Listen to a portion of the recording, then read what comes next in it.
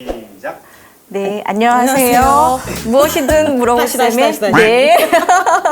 안녕하세요. 무엇이든 물어보쌤의 정은숙, 장미숙 쌤입니다.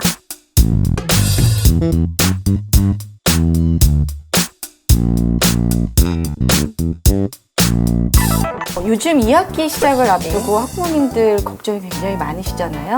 그렇죠. 더군다나 올해 같은 경우는 온라인 수업도 있었고 또 방학도 학교마다 다 달라서 되게 많이 걱정하셨을 것 같아요. 선생님들도 학습 결손을 메꾸기 위해서 굉장히 애쓰시지만 그래도 걱정은 굉장히 많은 것 같아요. 학원을 보내야 하나, 우리 아이가 어느 정도인가 이게 되게 많이 궁금해 하실 것 같아요. 그래서 학년별로 학부모님들이 걱정하고 궁금해하시는 내용들을 장미숙 선생님하고 쉽게 이야기해 보도록 하겠습니다.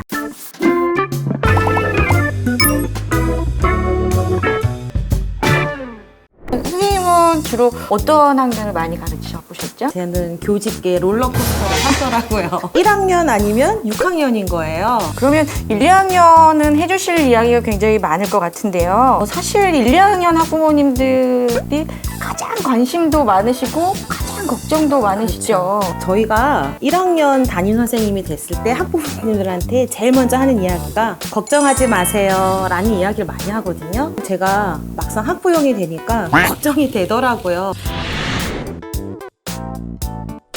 1학년 아이들 보면 일단 교실 안으로 들어가는 것부터가 문제잖아요. 학교 교문부터 엄마랑 이제 떨어지기 싫어가지고 많이 애를 먹는 경우들이 있는데 1학년에서 가장 중요한 게 뭘까요? 1학년 아이들에게는 학교라고 하는 곳에 낯선 세계에 첫 발을 들이는 시기이기 때문에 그 친구들이 학교 생활을 좀 더 즐겁게 그리고 안정적으로 할 수 있게 이해와 배려가 필요하겠죠. 사실은 저희 둘째의 1학년 담임 선생님이셨잖아요. 네, 네. 기억나네요. 네.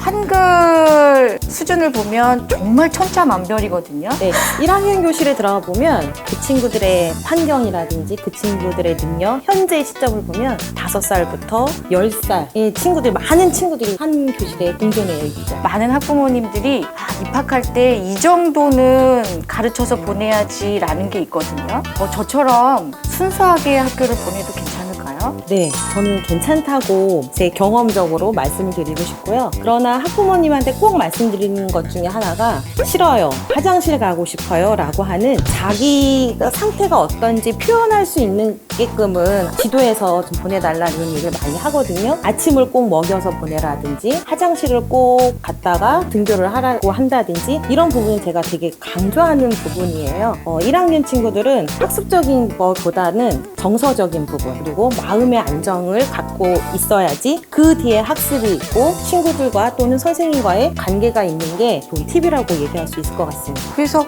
1학년 아이들 한 2학기쯤 되면은 선생님한테 엄마라고 많이 부르잖아요.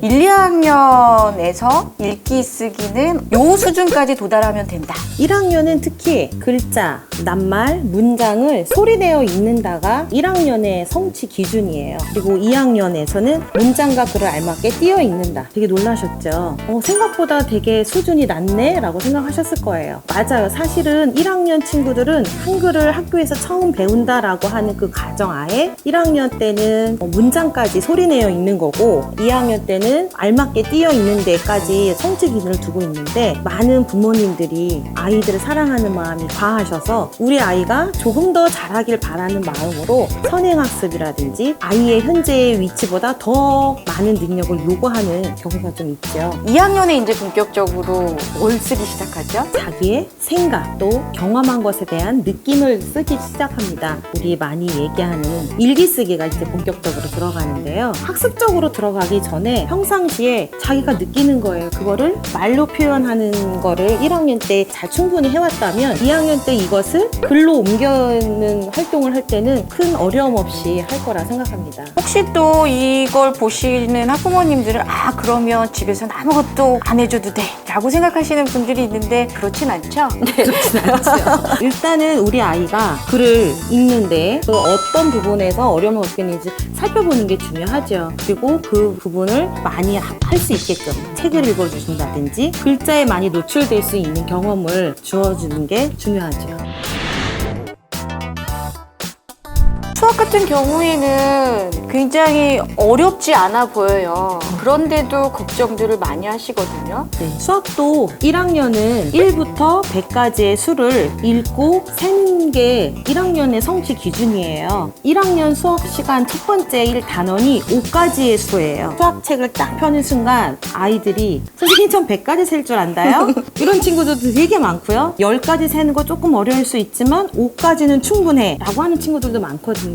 1학년 수학에서 5까지의 수를 세분다라고 한다는 건 단순히 순차적으로 수를 세는 것이 아니라 1과 4, 1과 5의 숫자와의 관계를 알아가는 것, 그리고 의미를 파악하는 이런 걸 수감각이라고 하는데 그걸 키워주는 활동들을 많이 하는 게 좋겠죠. 1학년은 100까지 배우고 2학년은 1000까지 배우거든요. 많은 학부모님들은 수 전체를 다 알아야 하지 않을까라는 좀 고민이 많으셔서 미리 너무 많은 것들을 가르쳐 주시면 많이 알고 온 아이들은 학교 공부가 너무 시시하니까 조그만 딴짓을 하게 되죠. 그러다 보면 2학기쯤 되면 오히려 그 아이들이 뒤처지는 경우들이 생기거든요. 듣는 습관이 잘 바르게 형성이 되어 있지 않기 때문에. 일단은 수학이라 함은 너무 부모님들이 생각하기에 수학은 이퀄 연산이야 라는 생각이 되게 강하게 갖고 계신 것 같아요. 사실은 부모님들도 생각을 해보시면 어렸을 때 친구나 형제들 간에 공기놀이도 많이 하셨을 것이고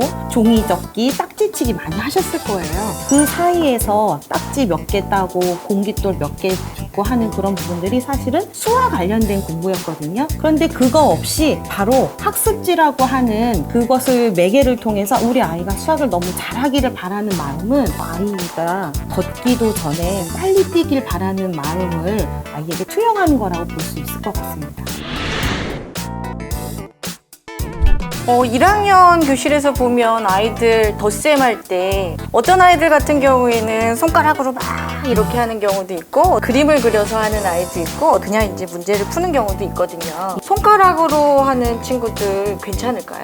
그럼요. 발달 단계상 이 친구들은 구체적인 어떤 물체가 필요해요. 그럴 때는 손가락으로 하지 못하게 하는 것보다는 손으로 하고 있구나 격려해주고 그리고 많은 놀이를 통해서 이제 손을 사용하지 않아도 될 수 있게끔 하는 게 중요하죠. 네. 10의 범위 내에서는 아이들이 손가락이 가능한데 10을 넘어가면서는 손가락이 모자라니까 선생님 발가락으로 해도 돼요? 이러거든요. 20이 넘어가면 옆에 친구랑 같이 해도 돼요? 이러거든요. 애들이 어느 순간 알죠. 불편하구나. 그렇죠. 애들이 손가락 발가락의 단계를 뛰어넘어서 그림을 그리기 시작하거든요. 근데 그 단계, 애들이 거쳐가는 그 소중한 단계를 그냥 거치게 하는 게 아이들이 나중에 수 개념을 익히고 수 연산으로 들어갔을 때도 조금 재미있어 하고 수월하게 하게 되는 것 같아요.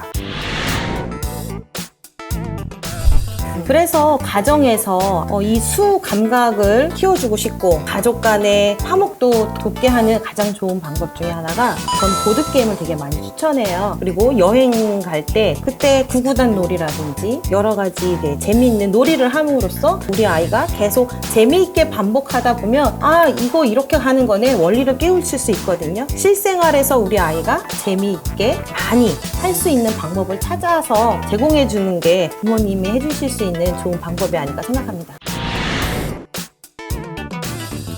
조금 천천히 가는 친구들 같은 경우에는 부모님들이 우리 아이가 좀 늦는 편인데 잘 따라가지 못하면 어떡하지? 이런 걱정들이 많으신 것 같아요. 어떻게 하죠? 특히 1학년, 2학년, 저학년에서는 협력교사제가 있어요. 그래서 선생님이 이 아이를 혼자 보기 힘든 그런 경우가 있을 수 있잖아요. 그래서 협력교사 선생님과 같이 아이를 같이 보고 또 수업이 끝난 뒤에는 아이에 대한 이야기를 하고 수업에 대한 이야기도 협의하고 하는 협력교사제가 있죠. 그리고 강원도교육청의 자랑이라고 하면 이제 한글 교육 책임제라는 거를 하고 있죠. 그게 저희가 시작으로 해서 이제 많은 시도교육청에서 같이 함께 하고 있는데 학교에 들어와서 차근차근 한글을 배울 수 있도록 충분하게 한글 수업 시간도 확보되어 있고 선생님들도 많은 연수를 통해서 그런 역량 강화도 하셔서 이젠 좀 안심하고 보내주셔도 되지 않을까라는 생각이 듭니다. 유치원 때부터 막 영어를 배우는 아이들도 있잖아요.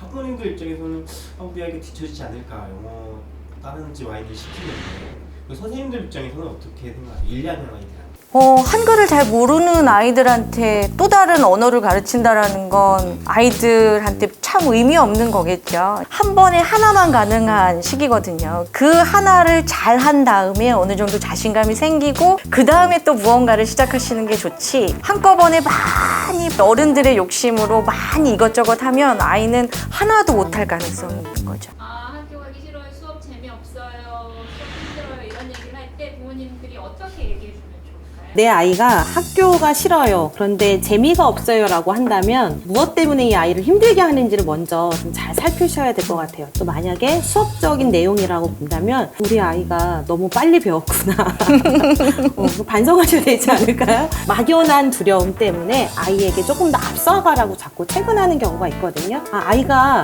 학습적인 부분에서 너무 시시해요 라고 한다면 부모님께서 조금 하다 보면은 더 재밌는 것들이 있을 거야 라고 하는 이야기를 해주시고, 선생님 말씀 잘 들어야 돼 라고 하는 좀 당위적인 얘기를 좀 덜 하고 아이가 왜 싫어하고 그다음에 무엇 때문에 그랬는지 조금 보듬어 주신 다음에 그 뒤에 이야기를 해주시는 게 좋을 것 같습니다. 지금까지 1, 2학년 이야기를 해봤는데요. 네, 그럼 마지막으로 1, 2학년 학부모님들께 드리고 싶은 말씀. 아이와 그리고 학교를 믿어주세요 라고 하는 이야기를 많이 말씀을 꼭 드리거든요. 우리 아이가 뭐가 힘들어 하는지, 그리고 우리 아이가 어떤 것을 잘할 수 있는지 분명히 알고 계세요. 부모님들은 걱정 먼저 하지 마시고, 이때는 얘가 지금 이걸 하는 시기인 거야, 아이를 믿고서 응원해 주신다면 이 아이가 즐겁게 학교 생활을 하고 올바른 성장을 할 수 있을 것 같습니다. 다음 시간에는 전교에서 가장 시끄러운 3, 4학년 이야기를 해보도록 하겠습니다. 학교 TV 구독, 좋아요.